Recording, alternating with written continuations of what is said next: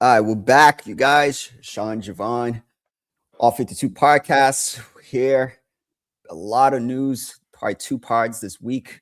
It's just like my phone just kept going off. I kept going, keep going yesterday. Javon, what's good, man? Not much.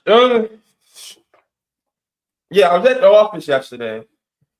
First of all, you know what? Save that for off the head.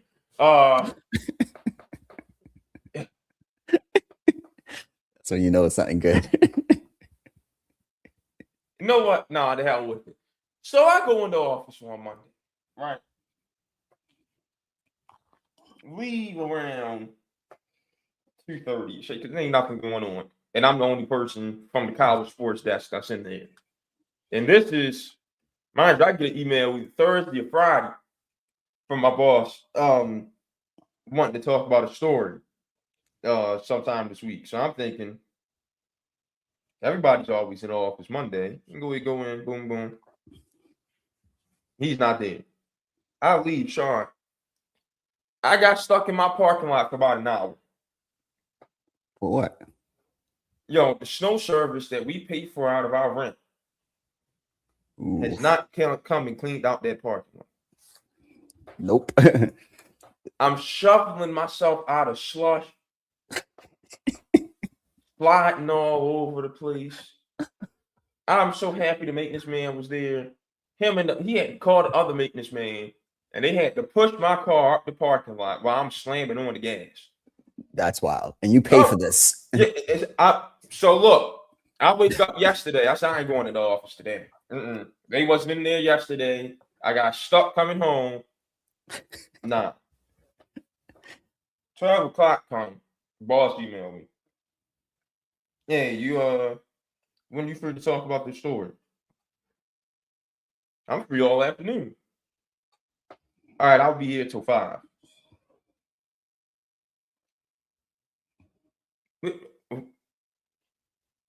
Huh? First of all, that's the slick stuff this dude be on, and I'll be keeping myself from talking to him. You know what I mean? He's one of them. So I text him back. I'm like, all right, let me see if I can get out of my parking lot. And he got stuck for about an hour yesterday. Okay, let me know if it's impossible.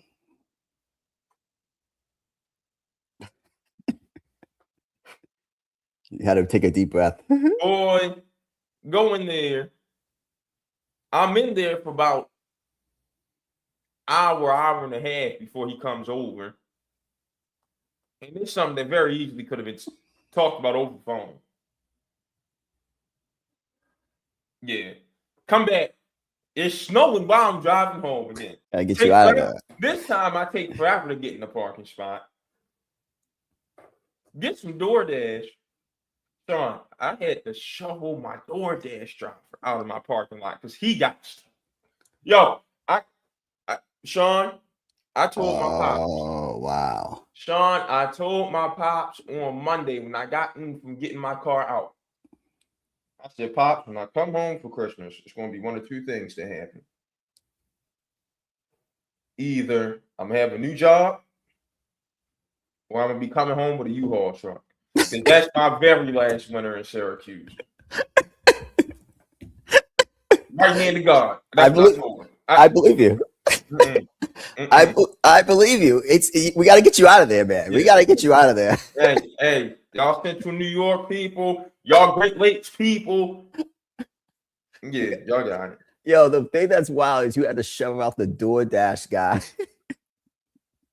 That's wild. And I'm like, yeah, I really should have just got a truck with 4-wheel drive. Yeah. No, that's ridiculous. No, we gotta get you out of there. We gotta get my boy out of Syracuse. Jeez, man, that's a crazy story. So that's my week. It's been a tough week. Yeah. It was like 60 degrees yesterday over here, so I can't really say anything. If I say anything, it'll just be gloating. So y'all go from ice to 60 degrees. Yeah. And you know what? The Athletic needs a Braves beat writer. I just sent my application in. Yeah, no. Yeah, I gotta go. My guy live in the same city. That would be dope. That would be fire if you lived over here. I ain't gonna lie. Yeah, Sean, we linked up one time. I don't know if living in the same city as you 4 times. That's dangerous. Bro comes in town. I gotta take care. I gotta take care of you, man. You know that. You know that. But yeah, we gotta definitely, just regardless of that, you work for the Braves, it would be lit. I can't lie. For the It'll be athletics covering the Braves. Excuse me. So just for the step, no disrespect to Syracuse, even though the coach got to go, but that's another conversation. We can be honest. Oh yeah, Red. Oh, he's got to go. Got to go. And word on the street is they didn't already told him like, go ahead, get us through the season. Appreciate you. I just want to say this, since you want a little, I want to go on a little rant. I'm not a big fan, and I know the next guy who's probably going to do it is, because I was watching a podcast where Matt Ishbia and Draymond Green will be Coach Izzo in Michigan State. I'm not the biggest fan of coaches in waiting. I'm just not a big fan of that. I think that sometimes when you have a system for such a long period of time, it's okay to go outside of that system. And I don't know why people just feel like, unless you could just tell when some guy is the guy. I'm just not a big fan of coaching waiting. I think you should open it up and be like, hey, all right, we did it for this way so much. For example, we'll use the Patriots example. I know Rabel is a part of Bill Belichick, but he does it a little bit different than Bill, right? And his style, personality, things of that nature. But I'm just not a big fan of just like keep someone there, bring Gerard Mayo in, and then this. It just doesn't work that way. I'm not. Especially when, and let's talk about Boeheim's final years, okay? So they moved to the ACC in 2013.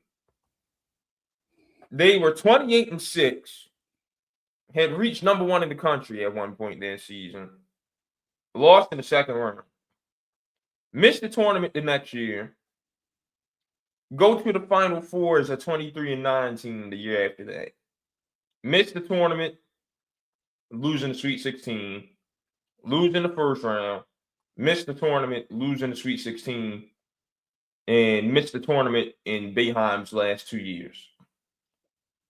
That didn't garner any level of consistency to say, hey, we need to stay with this way of doing things. It doesn't make sense. Like I agree. If Coach K, for example, was fine because the way they were doing it at Duke anyways, it's like, all right, I respect that. But I completely agree with this whole, like, I don't want to hear about North Carolina just keeps it in. Maybe I'm just more worried about the in-house. Let's keep everything in-house. We get it. No, sometimes you just need some fresh blood, someone who has different perspectives, different ways of doing it. The way that Boeheim did it for all those years, Coach K did, it's different. It's a different level now. So I'm just not a big fan of that. Just go outside, go out and get you. When Carmelo Anthony's under the Instagram post saying, shaking my effing head. Well, that's an issue. Love Carmelo. Now you think he's doing back home in Baltimore and all that. And I don't know if I want to hear from him right now because his son is the worst offensive player in the rotation right now. Ooh. So you know better than me. and Melo putting them through these pregame workouts every it ain't because he tries to pass his moves down to Kanye, and that just ain't the young boys game. I'm sorry. And remember, I told you when he came out, that's not a 4-star. That's a legacy 4-star. Yeah, it was more like a 3. Yeah, so in a week, and it sounds crazy to say, but he was a player of the year in New York City, but it wasn't like a lot of. But New York ain't produce no talent. We gotta call it, say it. Yeah, New York ain't not producing no talent anymore at all. You know who we forgot to mention last week on that hot seat segment? What? Steve Peichel and Jeff Capel. Oh, that's it. Especially Jeff. Jeff gotta go. Jeff, Bobby Hurley. Go ahead, call John Shire. Hey, let me come home. Let me join that staff as an assistant, man, because this ain't. Live a nice little life in Chapel Hills, in Durham, North Carolina. It just ain't working. Yeah, it's got to go. Shout out Johnny Dawkins though, because he's doing his thing at UCF. He was at Stanford first, and then he went to UCF, right? I believe so. Yeah. Okay, good for him. All right, well, let's get into the reason we are here. Sean, James Harden is on the move again. I don't know what I want to address him as. Yeah, just Harden. It's been traded to Cleveland Cavaliers for Darius Garland, a second-round pick. This comes after the Clippers had won 16 of their previous 20 games. Word on the street is he was looking for an extension that the Clippers were not super comfortable with giving him. And then he asked out, went to Cleveland. Then he calls Ramona Shelburne to give her a quote and say he didn't ask out. But then you read the rest of the quote. Buddy, you asked out. Your thoughts on the situation? I think he's the most selfish superstar in NBA history that I can think of, because this is his 4th trade. And most of these trades he's demanding, except for the one out of OKC. I'll give him credit for that. But he's demanding these trades. Your team has won 17 out of the last 21 games or something like that. That's at the time you're building yourself back up into playoff contention. Obviously, some people had the Clippers doing better. I thought they could be definitely a 4th or 5th seed coming into the year with the talent they had, and they took Denver to 7 last year. But you guys are making a run, and you want out because of money. Like let's call a spade a spade. You're leaving LA, your hometown, the place you wanted to go. Was the story. I saw a story early in the year. You were like, oh, it's so poetic that I'm back home, blah, blah, blah, play in front of family and friends. But you wanted out because you wanted the Clippers, who smartly, I give the Clippers credit for this. When PG was like, yo, give me 4. Nah, we're not doing that. James like, yo, give me an extension. Nah, we're not doing that. Kawhi, we're not giving you the max, and we're not giving you the 4 years. You're getting 3. I don't like Lawrence Frank as a GM, but I love the stance the Clipper organization is doing. It's like, hey, let's figure it out with this. We'll give it a couple more years. If not, we have money for 2027. And James Harden's teammate will be a free agent in 2027. Jokic could be a free agent in 2027. Giannis could be a free agent in 2027. So it just makes sense if I'm the Clippers. It's like, hey, we got to move on, because we're not gonna be held hostage by Harden. And we know how he does. When he's not happy, he starts playing. He fakes injuries. He was just at ASU, he was in his house in Phoenix the last couple of days. He's the most selfish superstar I've ever seen. And for what? It's not like we're talking about Kobe, even LeBron. We're talking about a guy who's known to be a choker in game 7s. Elimination games, period. Yes. That brother didn't have so many 30% games. Horrible. He's horrible. We're talking about that guy. I just be wanting to know, who does he think he is? But these teams just keep... In Cleveland, does this make you better?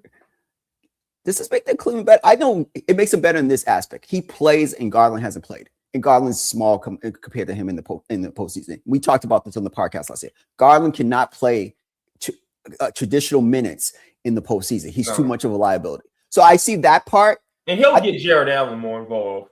Yeah, and Cleveland better, and he'll probably get Mobley. He'll get Mobley more involved, but he's better than Darius Garland. But we saying all that. That's only going to be the regular season. That's what I'm saying. Who cares? Playoffs come down, and we're going to have to do it all himself again. So it doesn't matter. James will choke. We know he's going to. And why? I know Cleveland is desperate. We got to resign Donovan Mitchell. You know, you're a bigger fan of Donovan Mitchell than I am. I like Donovan, but I think he's the second best player on a championship team. And I think he needs to be next to another great player. I don't think Donovan, first of all, he's 6'2", 6'3".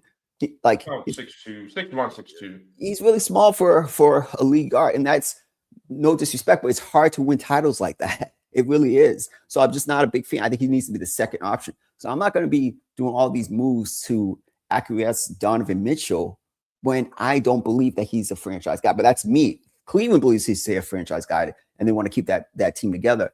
Again, Harden is better than Garland at this point, because Garland cannot play in the postseason. That's where it comes down to Cleveland. He cannot play in the postseason. But we know he's going to fade in big moments. I just don't think this makes sense. I would have hold on to Garland and try to move him somewhere else. I would have took Ja over James, to be honest with you. Yeah, well, yeah. So I'll get to Cleveland in a minute. You know how bad it has to be for me to agree with Nick Wright of all people in this world on every word he said about a situation. He went on a good 3.5 minute rant on James Harden yesterday. And I feel like there's nothing else to say afterward. Like, let's think of the teammates it didn't work out with. Dwight Howard, which got Kevin McHale fired. Chris Paul. And then when Chris Paul got hurt, your team needed you to lead them. What happened? Yeah. Westbrook. At the point in time where we all said, yeah, Westbrook ain't going to win anything. You flame out in the playoffs and force your way out and end Steven Silas's career before it even starts. Although they brought you John Wall and Boogie Cousins down in Houston. And Christian Wood had a breakout season. Breakout. Christian Wood with James Harden back then would have been a great duo. Yep.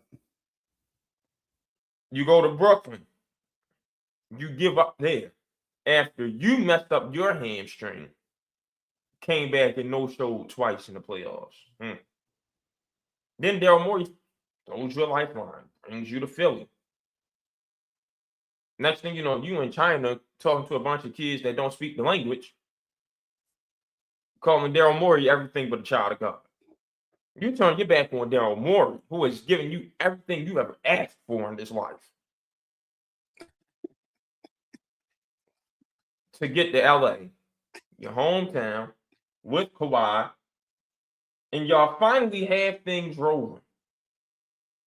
You quit on your team again. Why would anybody want that? I say it again, the worst era of front offices in the history of sports. Simple and plain. I don't see the benefit of, again, if we're talking about a guy who could take you over the hump, I'm cool with it. But what has James Harden shown you? Go ahead. I'm saying, what hump is he going to carry you over? He's 36. He's playing a good level. He's an all-star candidate. Like, I'm not mad at it. But I know what he does come postseason time. And he's the most selfish superstar in NBA history. So if he's the most selfish superstar in NBA history, at some point in his tenure with Cleveland, he's going to either want more money. He's not going to like his role next to Donovan. Something's going to happen. He worked well with Kawhi. I just don't see. They worked well. It was really good this year when they started clicking. And I got news for you, Sean. Whatever the standings are in the West right now, that's going to be standings for the rest of the season. Every team that's not in the play-in, as of right now, their season is done. Like, the only team that might catch up, and even then, because we called them our last show, is Utah. And even then, they're 8 games out. Like, Memphis, Dallas, Utah, the Pelicans, and the Kings, their season's done. Like, James, y'all are 3 games away from 500. Y'all are the 9th seed in 3.5 games better than the 11th place team. Y'all were going to make it. 3.5 games behind the Warriors team that's prone to go on a losing streak at some point if they don't do something at the deadline. You got a chance to be in the 1-game play-in. Yeah. I don't get it. I don't get it. And listen, would the Clippers have done anything come postseason time? Probably not. But would they been a tough out as a 7th seed against a Denver team? Yeah, they'll be a tough out. I think they would have been a tough out. Like, until game 6 and 7 are off. Kawhi's special come postseason time. I have to give him credit. Kawhi is a different guy come postseason time.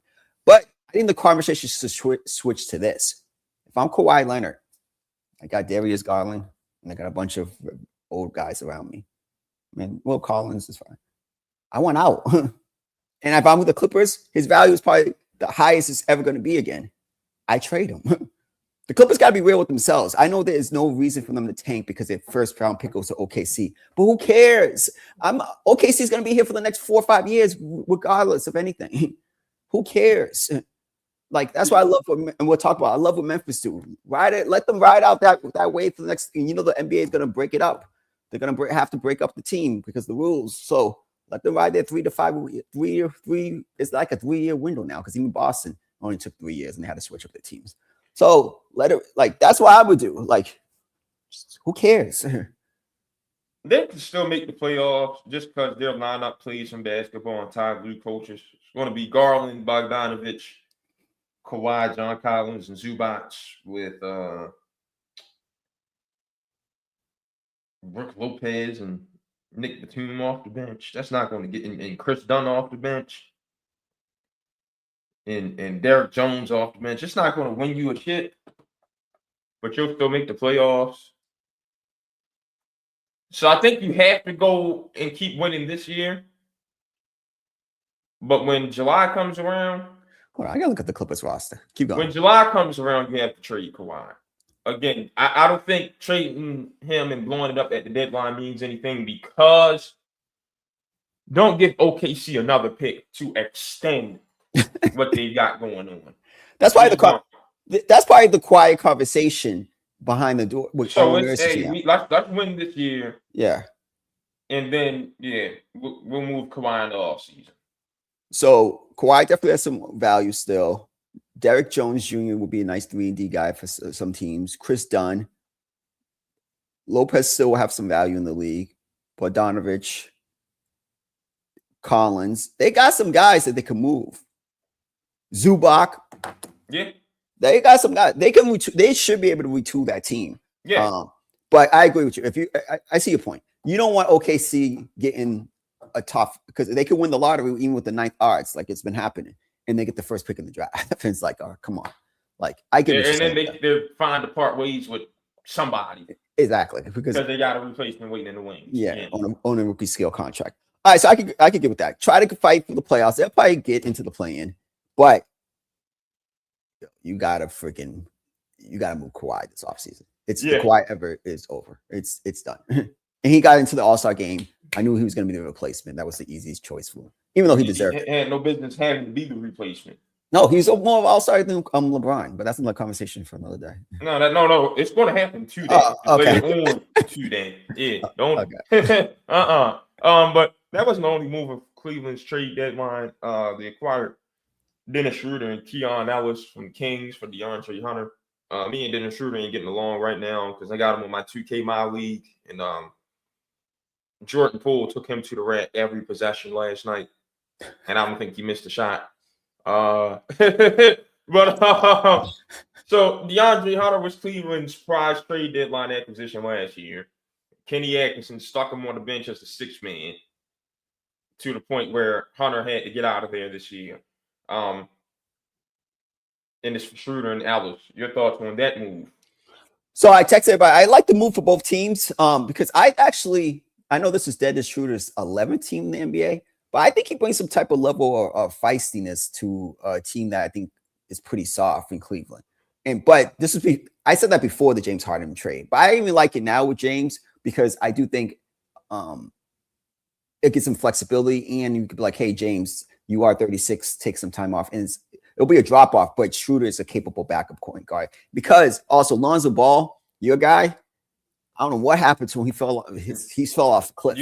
I told y'all when Lonzo comes back from his injuries, that first year is bad, and then he gets back to himself the next year. That's what happened this season. Yeah, he's been horrible. So they upgraded their backup point guard position. DeAndre Hunter, for some reason, maybe you know better than me, didn't work in Cleveland. I thought it was the perfect fit for him in Cleveland. They didn't start him. They had him coming off the bench for Max Strus. For what? I don't get it. It just didn't work. So Keon Ellis is less expensive. I think he can play a capable guard. My only concern is Schroeder, Mitchell, Harden. Those 3 guys are not good defenders. And so they're capable defenders, but not good defenders. Now Ellis is going to be very important. He's going to have to play a lot of key minutes, and who sits during that time. Right, because you don't want him, Donovan, and Harden out there at the same time, but you're going to need it. You lost your best big defender because you wouldn't play him. What you had to do was start him at the small forward. That's your 3 and D. I would have moved. I know Jalen Tyson developed, but that should have been your 6th man. Hey, come off the bench. This is your unit. Do your thing. Yeah, I don't know what Kenny Atkinson was doing right there. Yeah, they just don't. I just think that team. I don't know. I just think this is a level of soft. I like Schroeder. Let's see how it works. They're going all in on try to keep Mitchell happy.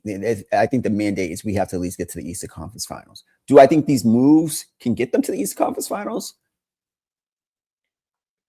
Detroit's the best They're team. playing better right now. Yeah, Detroit's the best team. I don't think Boston. I think Boston can make it to the second round. I don't know without Jason Tatum, another move. Well, Jason Tatum, I don't know if they make up to the East Conference Final. Well, they did something yesterday that's going to help them play Joe Mazzulla ball. So we'll see. Yeah, that's true. That's going to definitely help them play that type of style. But I still think they're missing their star away, and their star is injured. He might come back. But yeah, I just think it's a. I don't know. I have to see it play out with Cleveland. I'm not sure. It seems like a whole mess. But I do think Schroeder's an upgrade than Lonzo Balls, and that's a win. And Ellis is on a cheaper contract in this era that you can't pay everybody than Hunter. So I thought the trade was a win. And I think with Sacramento, hey, we know we have to rebuild. Hunter's a good piece if you want to keep him long term. I don't know what the Kings just I don't even know what to say about the Kings. No, we should say they've been. I did an NBA note. They've been in the draft lottery 28 times, the most in NBA history. 28 times. That's a bad organization. And if I'm the Banster, if I'm Boozer, if I'm Peterson, no fly zone. I do not want to fly to Sacramento unless I'm playing a game for another team. I do not want to play there. Be honest with you, the NBA doesn't need to expand. They just need to relocate the Kings and the Pelicans. Simple as that. Seattle, yeah, those markets, Seattle and Vegas, those teams should be in Seattle and Vegas. This just a easy. Come on, like it's. I don't know why they went ahead and stopped the Kings, the Vegas movement in the 2010s, but they messed up there. Move the Kings to Vegas. Move the Pelicans to Seattle. Let them buy the Supersonics history like the Hornets bought from them. And just move on. I hate to say it, but I'm going to say it. Sacramento, New Orleans, and Memphis do not need teams. And we're going to talk about Memphis. They don't. Those places should not have NBA teams. The NBA is not going to take them out of Memphis just because of FedEx.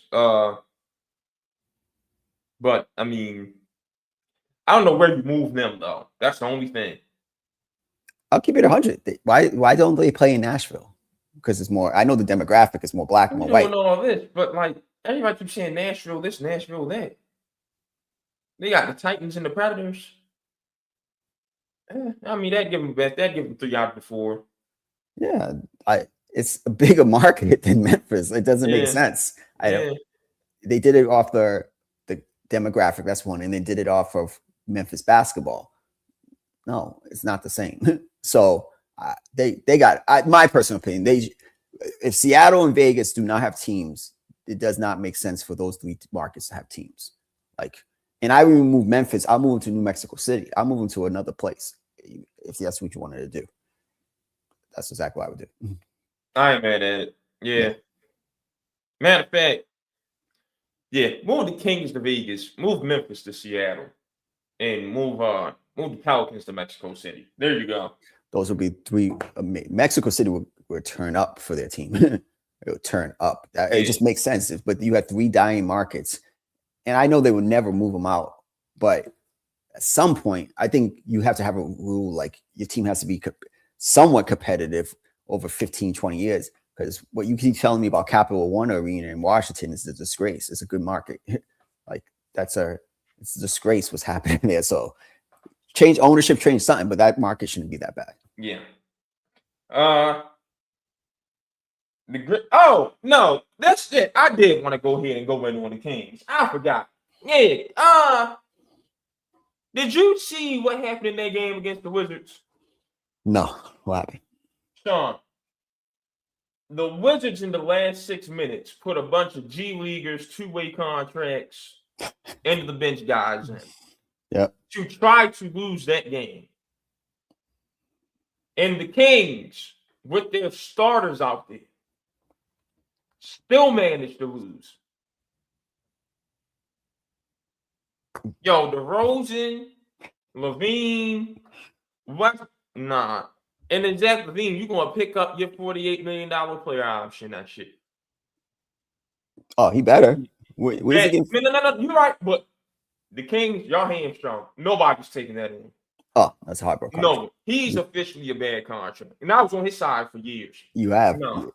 I'm surprised you came to the right side. Like, yeah, nah. Hell no. That's the depth. I understand everybody's going off his Olympic experience, but we could go off Carmelo's Olympic experience. That doesn't count when you play in the NBA games, 82 games. Yo, he stinks. No, he's got no effort. Huh? No effort. He doesn't care. He don't care. That guy don't care. That's not a winning basketball player. Yeah, like so yeah, no. This is why I would never have a player option in the contract for a player. Like, hey, I guess I just ain't gonna sign you then. I'd never have a player option. Because of stuff like that. And how LeBron has been able to hold the Lakers hostage. I think baseball has the perfect contract with the mutual option. I really do. I'd be the first owner to introduce that into an NBA contract. And you ain't getting no player option, no. Well, which was crazy though. Didn't James Harden have a mutual option with the Clippers this year? He did? Yeah. So that would be my standard practice. I actually think that's a great option because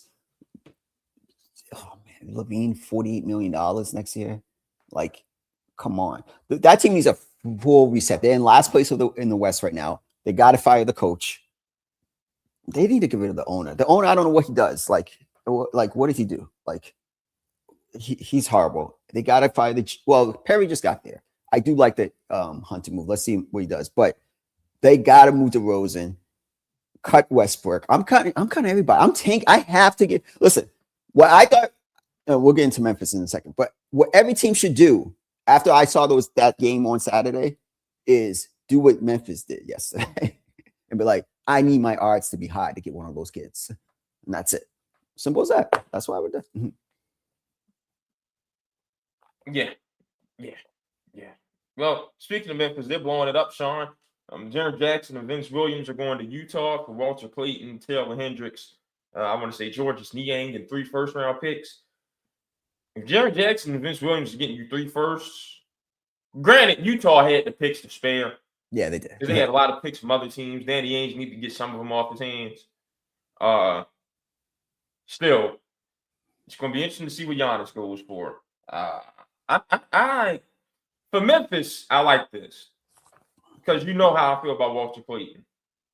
That's the one thing about that organization. They know how to develop players. Yeah, the guys who are on the fringe, they could develop players. Yeah. That's a great location for him. I agree completely. But for the starting lineup, I hate this Lowry marketing at the 3 stuff, man. Yeah. But you're about to have 7-foot Lowry marketing at the 3, 6'10", 6'11" Jaren Jackson at the 4, 7-foot Walker Kessler at the 5. They're starting Keontae George, who's an off guard at the 1 at 6'4". And you got 6'7" Ace Bailey at the 2. That is a tall lineup, but you don't have facilitator and you don't have perimeter defense. We'll see where this goes, but I'm not the biggest fan of it just from roster construction. And you still got Kyle Filipowski somewhere. If you look at their roster, they have a lot. And Collier had what 22 assists last night. Something Yeah. ridiculous. They have a lot. If you think about it, just think about it. And they're gonna if they keep their top 8 pick protected this year, they have a really good. They're not really good team. Sean, chill out. They have a lot of pieces on that team. So if it doesn't work after the first year, I see why you go for it because I'm like, I was thinking about this yesterday. We tech and I'm driving. I'm like, so what's this mean long term? I started thinking about the pieces they have. Filipowski, they have Collier. They're gonna have a hopefully a top 5 pick for them, maybe even top 1 or 2. They're gonna have a lot of depth on that team, and if it doesn't work out, you can flip some of these guys and recoup some of these assets. And again, they didn't give up a lot of their own picks; they gave up a lot of other people's picks. So I thought it was an A+ move for them. I'm like, yo, I like marketing at the 3. I do not, but has he done it before? Yes. But defensively, you definitely don't have any perimeter defense. It definitely don't have a facilitator. But they can run everybody off the 3-point line and just send them to the rack because Aaron Jackson's an elite rim protector and Walker Kessler is an elite rim protector. Yeah. And you just tell your guys, hey, wings and corners don't help. And listen, just send them to the rack. If they get the first pick in the draft, which is still possible because they're going to tank for this year, they get the first pick and you get Peterson or you get AJ, or you get Booz. Like you have a lot of pieces that I like it because it brings a lot of flexibility to that team. If you after 1 year or half the year next year, you like it doesn't work, you could flip marketing for pieces.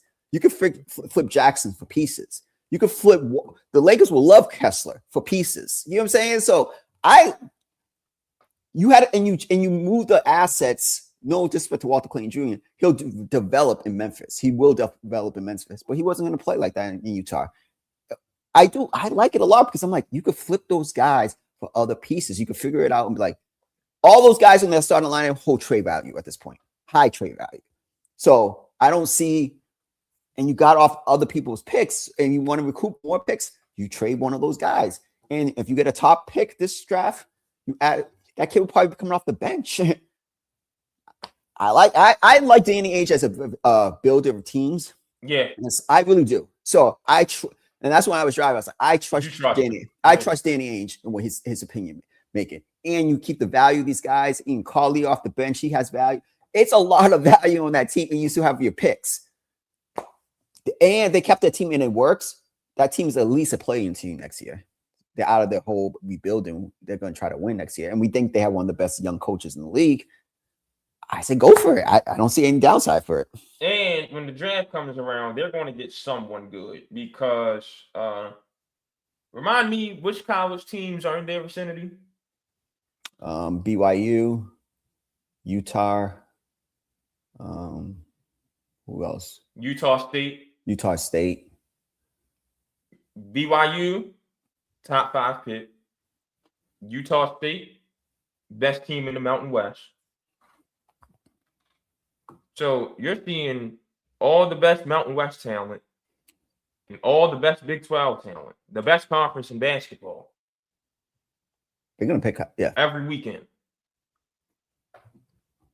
Whoever they get, they're not going to miss. No. They're good. That I give that, again, Danny, his son, they got the right front office team in place. They just can't, the pick can't fall out of the top 8 or goes to the Knicks, I think. So if they get in the top 7, they're going to in a really good class. They're going to get a good player. So and as of right now, according to Tankathon, they're locked for a top 8 pick. Yeah, and they're going to continue to tank. It only makes sense. I would be surprised. That's the only thing I'm going to keep getting. I'm going to get even more mad at them for the rest of the season when they lose because now they really have too much talent to be losing. Oh, they have too much talent. If they want to, they could make a run. A lot of blatant tanking these days. And it's ridiculous. Like who was it that only had 8 players available? Was it who did the Pacers play last night? Because didn't the Pacers play Utah? Yeah. So Utah only had 8 players available last night. Really 7. They just had to listen to Nurkic was active. And the Pacers saw that and said, you know what? Yeah, we really want to lose. We're going to rest Siakam. We're gonna say McConnell's knee is hurt. We're gonna say Nemhard's back is hurt. We're gonna rest Benedict Mathurin, and Aaron Heathman's out with a left hand injury against a 7-man rotation, and it worked because their starting lineup was Jarris Walker, who went 1 for 7 from 3, Johnny Furphy, who went 2 for 7 from 3, Ben Shepherd, who went 1 for 4 from 3, Jay Huff, and Cam Jones. Now that's a damn good college basketball team. Now when I look at it, but no, but hold on. Quentin Jackson went 9 for 10 last night, 24. All right. But yeah, like the blatant tanking we're seeing from these teams is ridiculous. And nothing's gonna be done about it because who's the commissioner? No, he's not gonna do anything. Like Terry Rozier just won his grievance. The NBAPA just won their grievance for Terry Rozier to get paid all his money, which is when crazy. he's out here throwing games.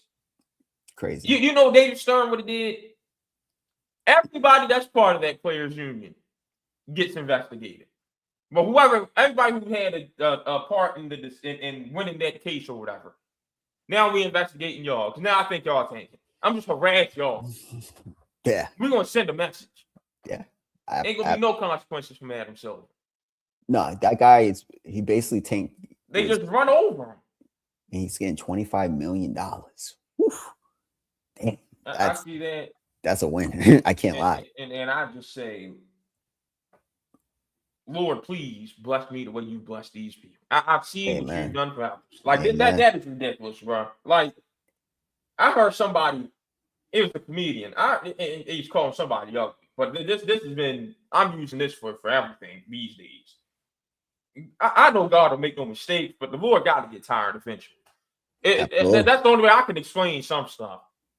Adam Silver's making $25 million. Come on. Yeah. Well, if there's a such thing as pro sports hell, that's where Adam Silver's going. And he's getting $25 million a year. That's ridiculous. Roger's getting like 50. Roger gets 50 M's. Yeah, but Miguel makes the NFL money. Yeah, he does. He makes them a lot of money. The international games they're doing is just speaking of which, genius. Speaking of which, I'm with my man Akbar Bajami Amila on this one. You can go on every NFL roster, and you're going to find African representation. I'm talking about straight from the motherland. Mm-hmm. All these international games, we ain't got one in Africa yet. Good point. We're going to play a game in Melbourne, though, where 8 p.m. our time is noon the next day over there. It's going to have to be a Sunday. We're going to have to play a Sunday night football game. Yeah. In Melbourne. Because it can't be Friday this year because Labor Day starts too late. And the NFL legally can't play on Friday. We're going to have a Sunday night football game in Melbourne. What they need to do in Spain, what Spanish people are in the NFL? None. How many Germans are in the NFL? How many Belgian people? How many French? Good point. But none of these African countries can get a game. And on honestly, top of none of these black dudes can get a head coaching gig. And it's because we know what the pathway is to a head coaching gig. Receiver is the quarterback's coach to OC to head coach. If I'm T. Martin with the Ravens, I'm pissed right now.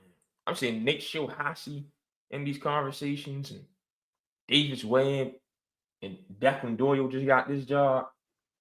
Meanwhile, Lamar Jackson's best years have come from me being his position coach. If that was a white dude, he'd be a head coach by now. Look at Davis Webb. He was getting all this buzz being a quarterback coach for both Knicks. This and T. Martin ain't even an OC yet. No. And y'all wonder why we always got to complain about the NFL. I just two things. I completely agree. At least, why is there not a game in South Africa? You know how much money is in South Africa? At least. Hey, no, don't give it to South Africa. That'd be the worst thing for the NFL. Well, I get it, but if you want to get it somewhere, at least start there. But get then the Legos. Oh, Lagos would be amazing. Oh yeah, I co-sign that. Or Ghana, put it in one of those places. I agree with that. Two. Yeah, let the Nigerians and the Ghanaians beef over jollof rice on the NFL stage. Hey. That'll be dope. And then the second thing, oh man, I think it's a disservice to these coaches that all these head coaches now are starting to call their own plays because it's like I think it hurts. I don't like I said Anthony Weaver. It doesn't make sense to be the defensive coordinator of the Ravens when your head coach is going to call the plays. Like I think it does a disservice for these guys. So I'm not a big advocate of for any coach, any color, whatever, about it used to be like the OC call the plays, the DC calls the play, but it's been more of a trend. If you notice, a lot of the coaches got hired in this cycle. They said they're going to call their own plays. But that's because all the coaches that win Super Bowls call their own plays now. That's why Harbaugh needed to go. But the thing is, if you're Anthony Weaver, we'll use him as a sample. Does that really position you to be a head coach? It won't help him because they'll treat him the same way they treated Eric Bieniemy. He said, "Oh, you didn't call your own play." So I don't want the brothers doing it. What I also don't want the brothers. I don't want all we're doing is being defensive coaches these days. It seems like. Yeah, that's another thing. And they. The only problem is this: who got some offensive innovation? This is a problem over the last couple of years. Raheem Morris got fired, which we said on this podcast. And that's the other thing: the brothers who have gotten there haven't done good. All right, so I was going to say that too, but that's unpopular opinion. But I got to be real. And Mike Tomlin, I love Mike Tomlin. Goes to the defensive thing. No, absolutely. But when you get your opportunity, you still got to produce. You got to make us look good, man. You got to understand what you're doing is bigger than you. Exactly. What Mike Tomlin tell who's that? Maurice Pouncey head or Mike Pouncey, whichever one. Hey, it's the team. Yeah, y'all can know for all the brothers, man. Yo, Tomlin was probably the poster child, but for the last 3-4 years, I thought he should have been fired. And I'm gonna be real, black, white. I thought he should have been fired. I thought he should have been fired. So I agree with that. I was gonna say the same thing because over the last couple of years, people are getting some good opportunities, but if you're not doing well in those opportunities, it's not gonna help. And that's just what it is. But it don't help when you got dumb franchises like the Jets hiring Aaron Glenn when we all know it's not going to work. And then they brought in Frank Reich to be OC. I gotta call you out. You was talking about Aaron Glenn getting fired after week 8. Yeah, bro, I'm gonna be honest about who needed to go. My whole point is the pathway to being a head coach right now is from receivers coach or quarterbacks coach to OC to head coach. Yeah. And I know firsthand of a black receivers coach turned quarterbacks coach who has gotten a 2-time MVP to play the best football of his career. And he's not getting any looks. But I just saw 15 of his white counterparts get the same opportunity this offseason. Yes, and that's my point. We got to start calling the offensive side because if you think about even next cycle, the next generation of black coaches need. Oh, I'm doing offense. Offense. Yeah, I'm not even touch defense because next year the cycle. If you think about it, Vance Joseph will be on that cycle. Flores, Weaver, and Raheem Morris. Those are gonna be your 4 guys, and Tomlin if he wants the job. And Flores is the only one I trust. Exactly. So all 4, those are gonna be in the next cycle because I can't think of any. Maybe the Carolina Panthers, DC, maybe that's 6, but I can't think of another guy who's in a position at offensive, in the offense position or non-defense position that will get a gig. So that's gonna be the rehash. And you know what kills me? Mike Tomlin played receiver in college. Yeah. How did you not have any offense to you? Good point. Nothing at all.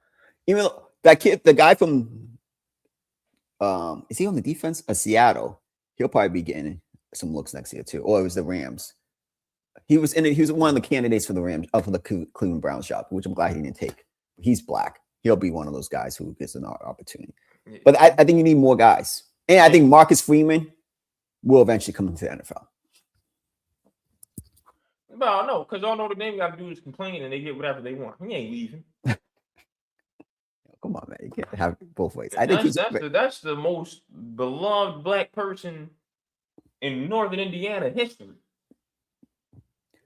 Listen, he's got the North and Reggie's got the South.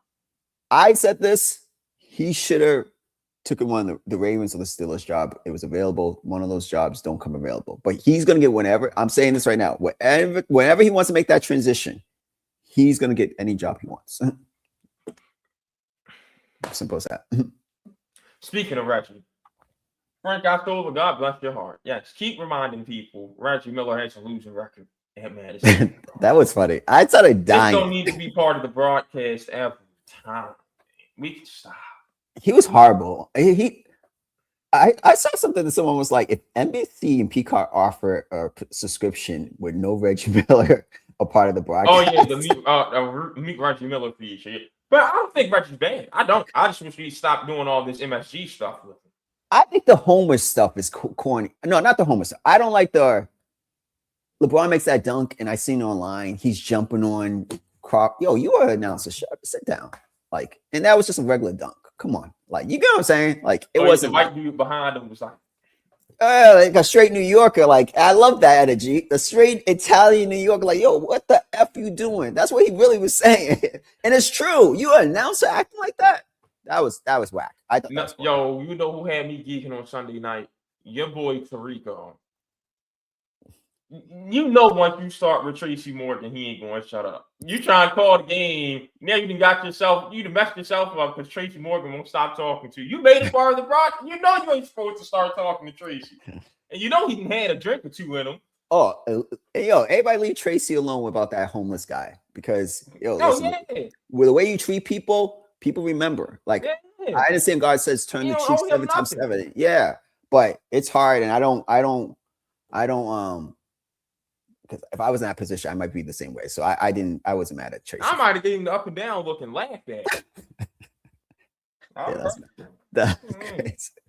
Tracy's a gem. He's a gem. All right, Sean. As we mentioned earlier, LeBron James stole, and I do mean stole, an all-star spot. No Dylan Brooks and no Kawhi Leonard.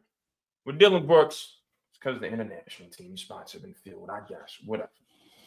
But it shouldn't have taken Giannis getting hurt and them moving Cat to the world team for Kawhi to get a spot.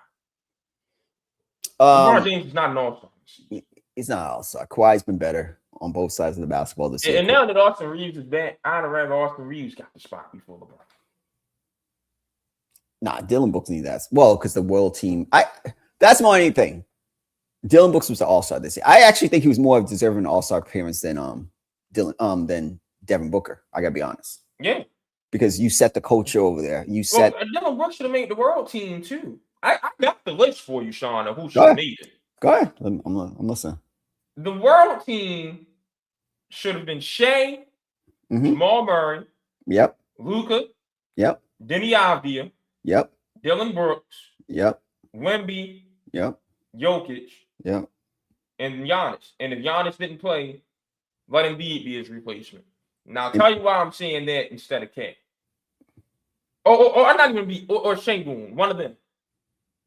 Embiid's been special. Yeah, either Embiid or Şengün. And here's why I'm saying this. And why I'm putting Cat on the U.S. team. A Cat, when 2028 comes around, and I know it's going to happen. The Team USA needs a big man. Well, finds a big man by then. And they look like they might be able to compete with France. Don't start saying you're American now and wanting to play for us. No, go play for the DR. You want to play for Team World or All-Star game? Go play for the DR. Same thing with Donovan Mitchell. You'll hear talking about, I'd love to play for the world team. I want to represent my Panamanian heritage. Go play for Panama in the Olympics. Don't come trying to play for Team USA in 2028. That's the me. And you know he's going to try to play for Team USA in 2028. Exactly. Yeah. So they both need to stop it. That could have been a world team. And then the U.S. 16 guys should have been Brunson, Mitchell, Cade, Steph, Maxey, Reeves, Jaylen Brown, Jalen Johnson, Kawhi, Brandon Ingram, Scotty Barnes, Kevin Durant, Karl Towns, and Jalen Duren. LeBron James is not supposed to be an all-star this year. Nah, I can't disagree. I thought Brooks and Kawhi at the time. Now Kawhi's and Devin Booker shouldn't have made it.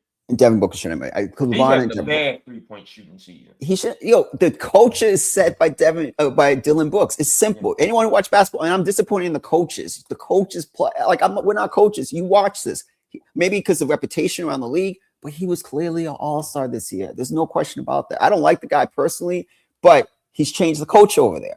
No one could tell me that we thought Phoenix would be fighting for a top 6 spot in the Western Conference. He's been the most consistent guy on that team. He's the all-star. And I think Embiid should have made it over Cat. I don't think that. Yeah, Bam shouldn't have made it either. Yeah, that's another dude who made it that I didn't have on the Bam. Shouldn't have made it. Yeah. Like, so that's just my thing with that. Like, if we're gonna do that limitation on who play, like Kawhi's been special. It shouldn't even came down to it. You just put LeBron on it because it's the world stage. And y'all want to say all this? They mad at the aspiration stuff. Who cares? Come on, man. Is Kawhi Leonard playing basketball or not? Exactly. Is he playing good basketball or not? You know how I feel about Kawhi sometimes. And I'm even saying, if I'm a certain team and I felt like I could contend, I would trade for Kawhi Leonard this year. I would. He's been that good. Will he be healthy come postseason time? I don't know. If I knew all the answers, I'll be a multimillionaire right now. But he's playing that level of basketball. He's playing MVP-like level if the Clippers start off the season the way they should. I'll say this about the All-Star game. So round robin tournament, it's going to be 4 games. If I see 4 games of uncompetitive basketball, I'm going to flip. Oh, this is it. This is it for me. Like the Pro Bowl I watched last night. You think I'm ever going to watch a Pro Bowl again? You know what's crazy, Sean? Here we go. Go ahead. Tuesday is Super Tuesday in college basketball. You're supposed to go on all 3 ESPN channels and have a good game. So I'm at work looking at the slate of games. I'm like, why? Oh, this is the weakest Tuesday of the season. What's going on? Get home, I see postseason NFL countdowns on ESPN. I'm like, what is this opening night for Super Bowl week or something? What's going on? I check like an hour later, the Pro Bowl games. I said, wait, that wasn't on Sunday? I said, I purposely avoided the Pro Bowl on Sunday. For the Pro Bowl not even be on Sunday? Yeah. Don't make no sense. Ain't nothing else on TV. So I'm like, oh my goodness, I gotta turn it on. Like, so college basketball just seated their spot. Just like college football. College football is not going to be played on New Year's Eve for the next 2 years. Are you serious? That's like a tradition. Are you serious? Yeah. To avoid going up against Thursday night NFL, that's not even on television. It's on Prime. That don't make no sense. And then it's 2 weeks between the quarterfinal and the semifinal. Man, that's why the national championship games, they're like, why is it 2 weeks in between? Yeah, it's crazy. Too much. The teams will get a bye. Their last game's going to be the first weekend of December. And they won't play again until the first weekend of January. That's a month off. And then 2 weeks after that. It's going to be a lot of upsets. I already went over how they need to fix the calendar on the podcast. Y'all can go look at the previous episode. Y'all need to listen to me. That's ridiculous, man. But that layover is going to cost. We're going to talk about it a year from now. About a year and some change ahead. But there's going to be an upset because of a layover, Russ. Watch, it's going to happen. That's too long of a gap to not play football. That's ridiculous. But Pro Bowl games. I mean, essentially, it was nothing but the flag football yesterday. It was watchable. Put the pants on. Yo, listen, I just think that these all-star games, hockey had an amazing with the four nations. No, these players don't care, bro. It's that simple. Yeah. These players just don't care. You look at the all-star games that matter. NHL and MLB. Why is that? Because I got white players in their league, man. That's why. And black athletes don't give a damn no more. That's the problem. No. What? No. Bring over because the Europeans okay. I need some good old pure white Aryan American blood in the NBA. That's what's going to save the All Star. Watch this. Watch. Let me get some white receivers in the NFL. Let me get some more Cooper Cups. Watch this. We're going to stay put. We're going to go ahead and have a influx of white dudes in. That's what it is, bro. It's the two black leagues that don't care about the All Star game. You go to the two white leagues, boy, you're going to see a show. You are. No, you're right. You're right. I those are the two best All-Star games, and it's not even close. But I would say this: it's hard to fake the funk in hockey and baseball. Oh yeah, it's hard. So you know what I'm saying? Like it's really hard to play and throw 80 miles. No, you could really hurt yourself. So that's why I think those games are that. Do I agree about the demographic? Absolutely. Like it's more of like a show for these African Americans. No. It's about the bag. You think they should get paid? Like it's about the bag, bro.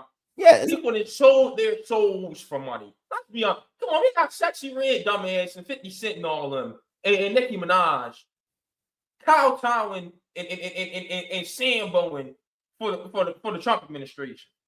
Oh, of course, the money. Come on, man. We don't know like it is. Like people give too much of damn about the dollar right now, man.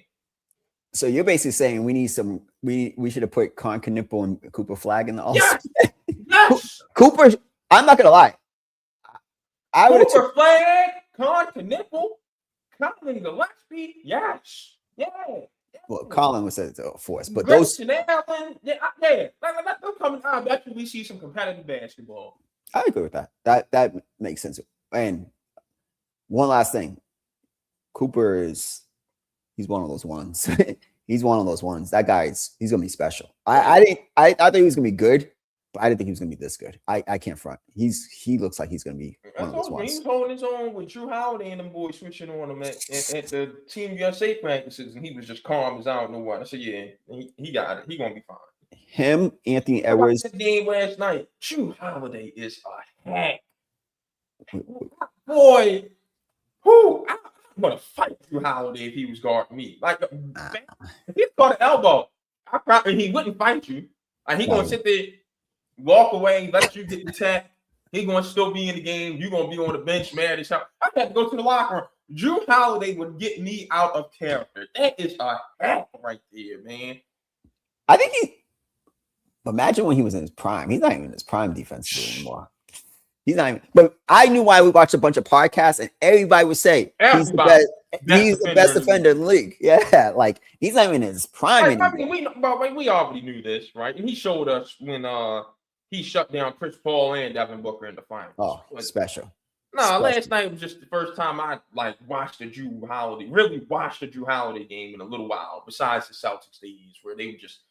The whole team was harassing people, so he didn't really stand out anymore. Yeah, they were really good defensively, yeah. But last night, when he is by far the best perimeter defender on the court, and you're looking at it like, bro, that man, Drew Holiday is a hack. I want to fight him so bad, man. It'd be one of them things where it's like, no, he ain't doing anything dirt. Like, no, I'd be mad that he's strapping me up. It ain't that he fouling or anything. No. He's heated. Yeah, he's not all handsy. He's like sliding his feet. He's doing it the right way to play. He's a Hall of Famer to me, just based off defense. If he wanted to, well, everybody gets in. He should get in. 2-time champion, the best perimeter defender of this generation. Because I know Kawhi is in this generation, but he didn't play enough for me to be the best. Just simple as that. He didn't play enough for me. All I know is Drew. I start flopping and get myself ejected on purpose. You know what's crazy?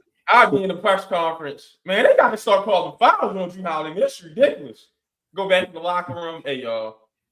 Man, bump everything I just said in there. But he was strapping me. I could yell at my big man in the locker room. Hey, Clinton, you got to – no, not Clinton. This is something. Hey, Mark, you got to come set some screens, man. You sitting there BSing, man. Come set him off. It's crazy because in 2K, him, Kawhi – oh boy, you can't even get past those guys. Like I'm doing a Lakers franchise season, which I don't know why I did it, but I really don't know why I did that. Like I'm so frustrated, and I'm like, yo, I can't play with this team. I'm trying to make all these trades, and it's just Like I'm thinking about quitting and starting over because that team has no perimeter defense and no rim protection. Kobe ain't gonna come save me. But like those guys, you can't get past them. You can't. I have to set a pick every time. Every time down. Every So time. nothing but high pick and roll. That's all I can do. Floppy. Yeah. Floppy. Yeah, that's it. Just to get some space. But yeah, those guys are special. All right, Sean, what's going on in Charlotte? Yo, my Charlotte Hornets, because on this, I called my boy Javon out. We're in the group chat, and he said Hornets need to fire their head coach. I was complaining about some head coach. No, I said Charles ain't gonna be around too long. That's really what I said. I called up the Magic coach. I was like, yo, he's about to go, Mosley. And you were like, yo, my boy ain't gonna. Charles Lee is not gonna stay around a long time. But they won 7 in a row now. It started then. I think I'm going to take responsibility for this. Listen, if you've listened to this podcast long enough, you know the story of my pops taking credit for the Red Sox winning the World Series because he swears he was the spark that ignited Steve Pierce's career. And I ain't gonna lie, I was there at them games with my pops when Steve was with the Orioles, and my pops used to. But if it's 2 athletes in my lifetime, I know my dad did not like. It's Steve Pierce and it's Carlos Boozer. Sean, everything that went wrong with the Bulls was Carlos Boozer's fault. Boy, it got to a point, man, if it snowed outside, it was Carlos Boozer's fault. Them two, I decided to hear my pops talk about somebody. It's them two. We went to an Orioles game one day, and Steve Pierce stunk it up so bad. My pops called him everything but a child of God. Next thing I know, he got so hot the back half of that season. Then he winds up in Boston, and they don't win a World Series without him. I'm taking credit for Charles Lee and the Hornets. Someone's got to take credit because they're playing good. They're number one. Again, we do stats. Number 1 in the league in defensive rating over the last in January. They play clean defense. They allow the fewest free throws in the league. They only allow 20 free throws a game. Crazy. Like in this NBA. Wait, like you got LaMelo playing defense, Miller. Now LaMelo needs to shoot better than 41% from the floor, but I like what LaMelo's doing. He's facilitating to Miller and Knipple. Yeah. That needs to be his thing. Like even in 2K, we play with Melo.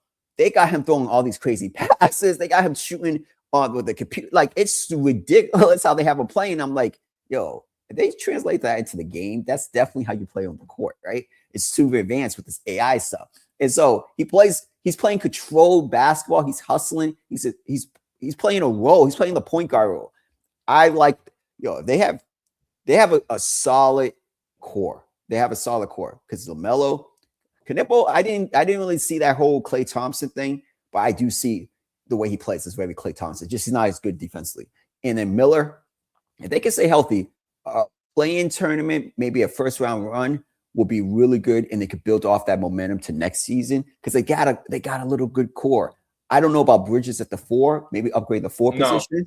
Yeah, upgrade the 4th position, but then figure out the rest. They got a core. They got a core over there, and Lee hasn't played defense. And I would never have expected the Hornets to lead the league in any defensive category ever with LaMelo Ball and those guys over the first year and a half of Charles Lee's. You know what got me tripping out about the Hornets?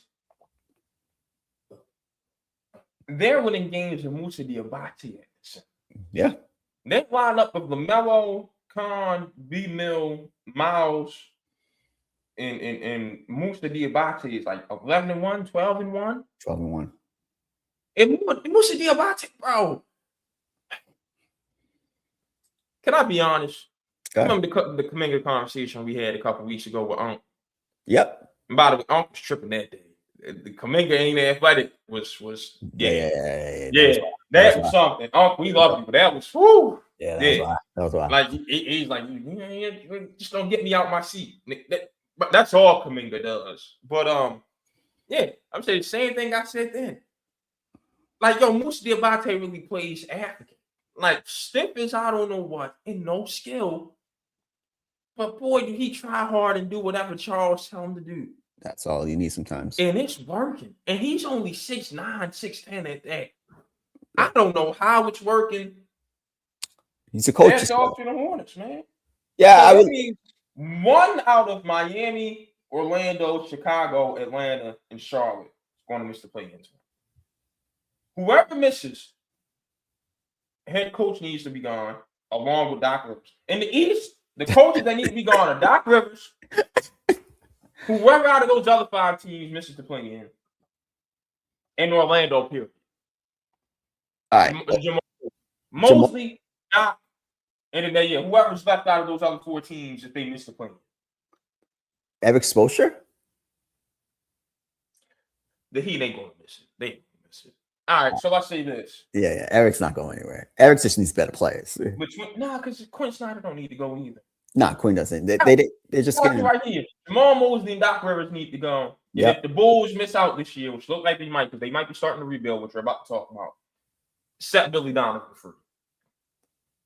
Okay, I can get with that. I think Lee, if they miss out, Lee's still safe. Yeah.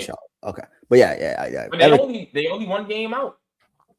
Yeah. No, I want them in. I want them in. I don't want to see Atlanta, Chicago, or Miami in the play-in tournament anymore. Miami. Well, you're going to see because that top 6 is standing. Detroit, the Knicks, the Celtics, the Raptors, the Cavs, and the Sixers. That ain't changing. Oh man, Miami, Pat. What's going on? No, it's not the coach. The one thing about Miami we know is not the coach and the culture. Is they just haven't got good players. They don't got enough top-end talent. They want to hold on to Bam and Adebayo and Nikola Jovic and Jaime Jaquez and Tyler Hill. I would trade all of them. Easily. They need to figure out everything in the book. Hopefully, Milwaukee doesn't trade Giannis this time around, and they can have more assets because they need, out of all the teams, they need Giannis the most. They need the superstar that's going to. Y'all can't get any. Yeah, South Beach. Boy, I'd be begging to play in my game. What? The number 1 place I want to play besides LA. Nah. That's another reason I got to get up out of here. I still ain't over not going to Miami this season. I'm carry that too. I'm carry that with me for the rest of life. I swear. That was an L. That was definition of L. And this snow is what reminded me of it too. Yeah, crazy. Didn't get to go to Coral Gables. That's wild. All right, Sean, Cooper Flag's at point guard again, and Jason Kidd is pissed that he's being criticized for it. I'm gonna let you go before I go ahead and talk to Mr. Kidd. So I'm not mad about this, and I know we probably have differences of opinions, and this is why. That team should be fighting for a top 5, 10 pick. They need another guy next to Cooper. Oh man, Peterson goes there. Whew, that'd be crazy. But try everything. He tried this with Giannis when Giannis was young. When your team's not winning at the beginning of the year, they had better expectations. So I was like, why are they doing this? But now clearly, I don't think we see Kyrie Irving this year. Definitely don't think we see Anthony Davis again this year. So why not try? And it's just going to make the kid better. This kid will be a top 5, top 10 player in the league within the next 2 to 3 years. And so I don't see why you just don't let him try it. It's like throwing stuff against the wall. Let's see if it sticks or not. I ain't mad about this because your team needs to be tanking. That team needs to be losing games so you can get a top 10 pick in a loaded NBA draft and get another cornerstone next to Cooper. I ain't mad at it. And he worked with Giannis. I got a problem with the rant he went on in the post game. So number one, JK, you'd be thinking this is supposed to be permanent, which is what got you out of Milwaukee. Number one. Number two, man, I know what I'm doing. I've played this game. You haven't. Well, first of all, the reporter said it's coming from the national desk. He didn't say that was his opinion. So you snapped on that dude for no reason. And it's always, you didn't play. I watched Iman Shumpert go up there and say he don't see the difference in LaMelo Ball and Shai Gilgeous-Alexander style of play. We're going to stop acting like this because you made it to the pro league. You just know what you're saying. Because I've been watching Kendrick Perkins every day since 2016. Well, whenever he joined us. We're going to stop. We're going to stop chanting from. We're going to stop. Just true. But I think a lot of these guys are just saying hot takes. But here goes my thing. Basketball is the wrong sport to say that.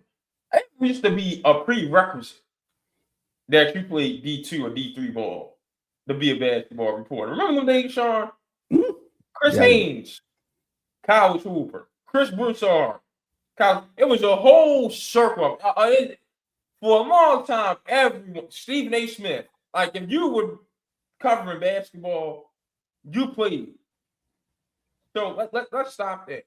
But like J Kid, this notion that this is what take me off. The whole like he's some great coach that's beyond being questioned in the NBA.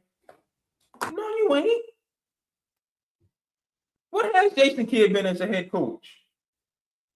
nothing. Nothing special. Just got one NBA Finals appearance.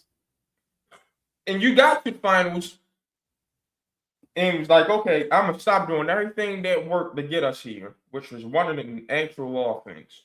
And I'm gonna go right back to Kyrie and Luka ISO all day. And you got your ass ran out the arena. And I didn't like his when he tried to poke the bear and was like Jaylen Brown's better than Jason Tatum. Remember that press conference when he was trying to? I'm like that's why I knew you were kind of in trouble because I was like, oh, he's trying to conquer and divide the team now. Maybe it'll work. I'm like, buddy, no, you are an assistant coach. You got your ring as an assistant with the Lakers. You're heading right back to being somebody's assistant against him. You have not been good as a head coach. So stop. I think he will be. The Bucks got better once they got rid of you and replaced you with Budenholzer. Did they get better, or is it because Giannis grew up? No, they got better. Yeah. I never brought in the offense over there to actually. Well, come on. Bud made Chris Middleton an all-star. That's all I got to say. And Jeff Teague and Kyle Korver and those guys. Yeah. Okay. You're right. All right. I mean, let's not disrespect Chris Middleton. He went on to be like 3-4-time all-star, by the way. Like I said, Bud made Chris Middleton an all-star. I ain't trying to hear it. What did Chris do? I ain't trying to hear it. Chris got a big that's somebody I've never seen nothing special in. Shout out to him because he that's another Drew's defense, Giannis's dominance, and Chris Middleton's offense. One of their final. Because I don't know what got into Chris Middleton that series. Because he was Mr. Disappear when it mattered too. He was. And he gave Devin Booker that work them last 2-3 games that series. So shout out Chris Middleton, man. Yeah, I'm not sure. But I trust in Kid in this aspect is if it worked with Giannis, and Giannis was not as talented as Cooper was at this age. No. I think it's just gonna add to Cooper's bag. I want him playing point guard next year? Absolutely not. But would I want him in that role that he can be a little Scottie Pippen-ish at some points during the game? Yes. And he needs to, I think he still needs to develop more ball handling and needs to develop his 3-point shot. Those are two things I think is his weakness. But the kid is 19 and he's already putting up these type of numbers. So I don't see, especially in a year that you're not going to contend, or it's why not just have him play different positions, different styles. It's just going to help him because he seems like a student of the game. He's just going to immerse himself into the game and get better and better. So I think it helps. The issue is J Kidd would have him running point guard his whole career if he could. That's my issue. Well, look what happened. If we knew this was just experimental, it'd be fine. But look what happened with Giannis now. Giannis is basically the de facto point guard. And the Bucks have a losing record because of it. True. I wouldn't do it. I don't think they ain't been right since he took over that role. Good point. Great point. I don't think Bill ain't never make Scotty the full-time point guard. Who was the point guard? It's BJ Armstrong. And then Ron Harper. Yeah. Scotty was never the full-time one. No, not even when he got to Portland. No, he wasn't. Houston. And Houston had a reason to do it. True. Yeah. I'm not saying Cooper should be the full-time. I'm saying it will enhance his skill set into other things. But I definitely don't agree for him to be the point guard next year. And the 2020 Lakers. Once the playoffs started, LeBron, you had the one that's a Rondo. Come on. Yeah, good point. Come on. Just sidebar, I think Flag, Anthony Edwards, JT will be the faces of that Team USA team. in 2 years. Yeah. Those are I'm not concerned. I'm concerned about who's the big man going to be. And Devin Booker. Yeah, I don't know who the big man will be. Like, is there any college kids coming out? No. Cam Boozer. Cam's like 6'9". Mark Williams. Chet's too skinny. We know Wemby loves feasting on Chet. That's the power forward right there. He's not a center. Oh yeah, it's gonna be Chet, Jaren Jackson, Jalen Duren, Kessler, Jalen Duren. Yeah, he only 6'10". Yeah, but he's not like, he plays like a traditional center. Like, yeah, I'm not mad about Jaren Duren at all. He definitely should be on that team. We'll see. France probably gonna have Nick Batum. No, Nick Batum ain't doing nothing but sit in the corner. He might still play in 2028. Hit 95% of Nick Batum shots are threes. And I'm not making that number up. For the Clippers? Yes. I think this is last year. That's not basketball, Sean. I'm mad at it because Bruce Bowen's made a career doing that. Corner three. And playing defense. But his defense was elite defense. Remember when Bruce Bowen was working for ESPN and he used to wear that oversized bow tie every damn day, bro? Yo. Yeah, they got him out of. Well, did the Clippers fire him because he was talking crazy about when they were trying to get Kawhi? They were like, "Yo, we got to get you out of here." I've never heard of him since. Yo, I forgot all about Bruce Bowen and that bow tie. Hey, come on, all right. Hey, the Chicago Bulls are starting their rebuild. Jaden Ivey, Mike Conley Jr., and Anthony Simons are now Chicago Bulls. Nikola Vucevic is a Celtic. Kevin Huerter and Dario Saric, Pistons. Looks like Kobe White's probably going to be gone by Thursday, and Conley's not going to stick around. It's about time. Love it. It's about time. It's overtime. You know what I said about you can't be like, I love what Atlanta's doing. Atlanta is going to be in the play-in or whatever. It's fighting for the play-in, but they have a clear path now of like direction. Hey, we're going to get a top pick this year, at least a top 5. We're going to go in that direction. What is the Bulls do? And they have Jalen Johnson. Who is the guy you're building in Chicago around? Who? Kobe White? Like, Buzelis is good, but he ain't the guy you build around. You got to go find your guy. I've been saying this for years. And it's like, well, the talent, the GM needs to be fired. The ownership needs to change. I think Billy could coach. Billy can go get another job. Yeah. But that's not my question. My concern is like, yeah, because even with the talent, he's bringing them to the 8th, 9th seed. I don't think they're worth that. I don't think they have that type of talent. That team should be tanking. I'm happy they're finally doing it. But it's a little bit too, unless they're going to do a full tankathon and try to lose the rest of the games to get a top 10 pick. But I'm not surprised after, again, seeing what Darren Peterson was on Saturday.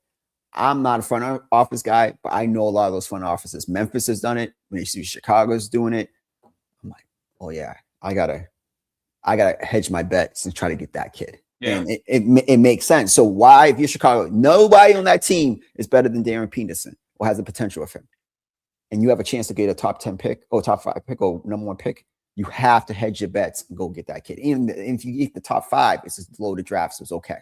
So I like the move. And I like the Pistons getting another shooter in Kevin Huerter. Love it. As much scoring as they can get, they need. Because I'm sick of watching Sorry and Amen Thompson. Y'all too grown to not have any sign of a jump shot. Amen Thompson, why do you still shoot with 2 hands at this grown age with no arc on your shot? Like, literally, if he put some arc on his shot, Sean, and just let his left hand go, he'd be a good shooter. Yeah, I'm surprised. His form is not bad. If he put some lift on his shot and just took his left hand off the basketball, he'd make the shot. Yeah. And then, sorry, it's just Lord have mercy. But you're 6'6".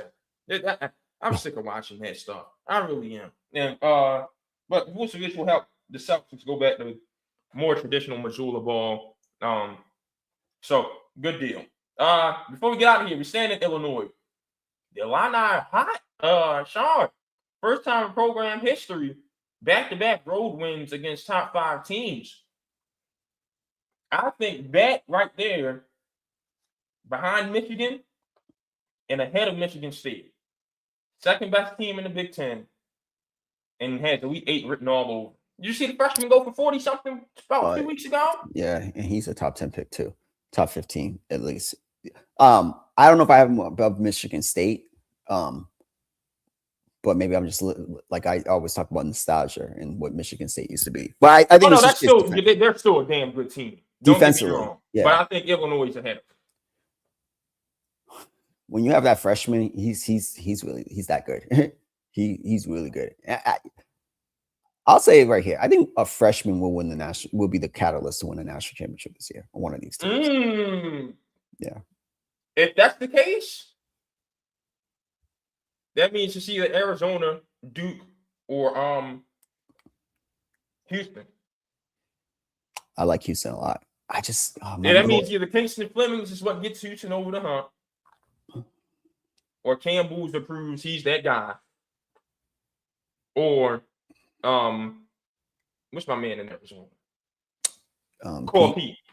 Yeah, Pete. Yeah, my boy Charles Barkley called it the Arizona Invitational, and he might not be right. He might not be wrong because I like how defensively they are. Yeah, defensively, it's tough to score on them. Yeah. That team is defensively really good.